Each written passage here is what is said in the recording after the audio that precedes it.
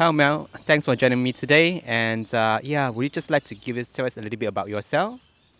Yeah, sure. Hi, my name is Mel Lecky and I'm 25 years old. I've been studying at Uni SA for this will be my fourth year, both full and part time, or a Bachelor of Education, junior primary and primary. And on the side, I'm also a Paralympic athlete in the sport of hand cycling. Apart from wanting to know a little bit about yourself and your story, I guess that I'm sure that you also have some message or some things you'd like to share with our viewers or our audience out there as well. Yes, definitely. Mental health is a big issue that doesn't have enough publicity so that people that haven't experienced mental health, they don't have the knowledge or understanding of what it can actually do to a person.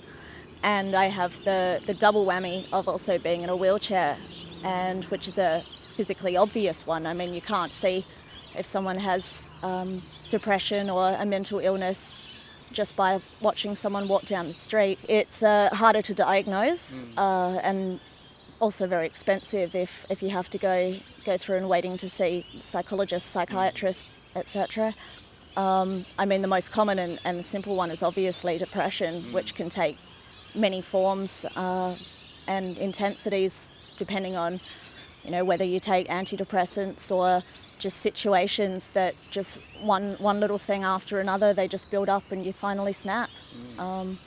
And people that haven't experienced it or don't know someone with a mental illness such as depression don't know how to respond. I think if you're aware that you've got a friend who might be suffering depression or some mental health issue like that, try and do some research, whether it's just look on the internet and find out different ways. I mean, we all have different ways of coping, and as I said, for me, it's physical activity. I've found that my sport is great way of me sort of getting out my anger, especially during competitions, because then even the hard parts and going up the hill, it's like sort of you've got all this stuff going around in your head that you don't like, and you just put it all into your arms and get you to the top of the hill.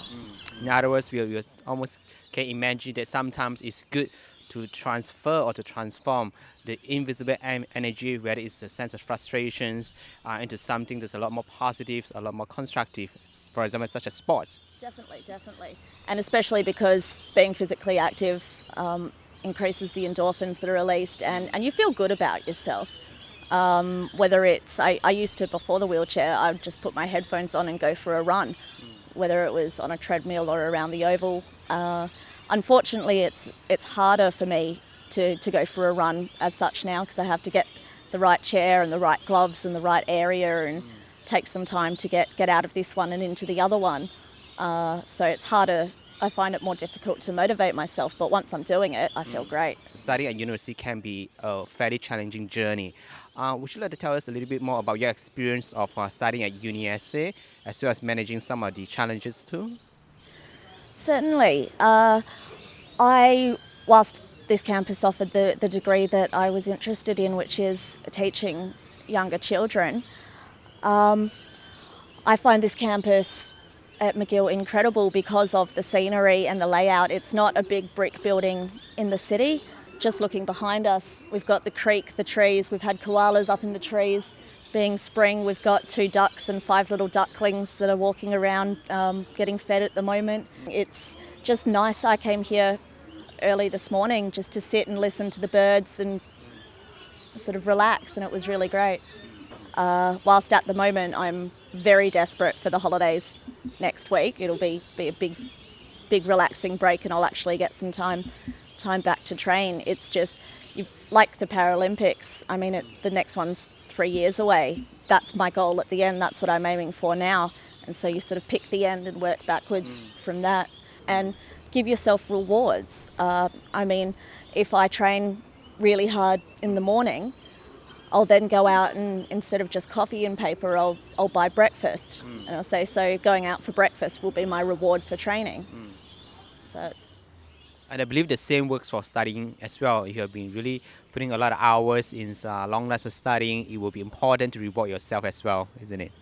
Oh, definitely. Whilst most of my classes are in the morning, Wednesday is the day that I'm here in the afternoon.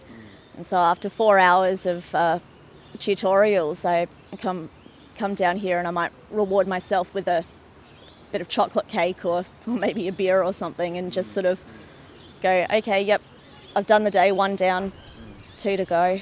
And sometimes you do just need to take it 1 day at a time, or even 1 hour at a time, and say, okay, this is what I need to get done.